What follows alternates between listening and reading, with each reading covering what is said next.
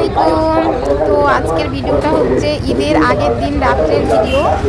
ঈদের আগের দিন আমি কি রান্না করেছিলাম, মানে কিছু জিনিস আমি আগে থেকেই রান্না করেছিলাম, আর কিছু জিনিস আগে থেকে রান্না করে ঠান্ডা হলে খেতে তবেই ভালো লাগে, না হলে ভালো লাগে না। যেমন লাচ্ছা, সিমাই, বুদিয়া, এগুলা আগে থেকে রান্না করে ফ্রিজে রাখলে তারপরে ঠান্ডা হলে ভালো লাগে খেতে। তো আমি ঈদের আগের দিন এগুলাই রান্না করেছিলাম, আগে থেকে এগুলো রান্না করে রেখেছিলাম। তো তারপরে রাত্রে মেহেন্দি আমি আরও একদিন আগে পরে নিয়েছিলাম, শুধু আরশিকে মেহেন্দি পরিয়েছিলাম।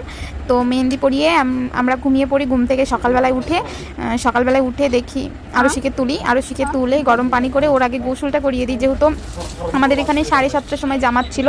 তো খুব সকাল সকাল যেতে হতো, তো রেডি হতে সময় লাগবে বিদে আমি খুব তাড়াতাড়ি করে গোসল করে রেডি করিয়ে আবার মাদের বাড়িতে চলে যাই, যে আব্বুর সঙ্গে ও ঈদতলায় যাবে, এই কারণে ঈদের নামাজ পড়তে যাচ্ছে। আব্বুরা পুরো রেডি হয়ে গেছে, তো ও রেডি হয়ে গিয়ে আব্বুদেরও তখন রেডি হওয়া হয়ে গিয়েছে। তারপরে আমিও যাই প্রত্যেক বছর, কিন্তু এই বছর যেহেতু আব্বু আছে এই কারণে আমি আর যাচ্ছি না, কারণ আমার মেয়েকে নিয়ে আমার আব্বুই যাবে, সাথে আমার 2 চাচাতো ভাই আছে, তারা যাবে।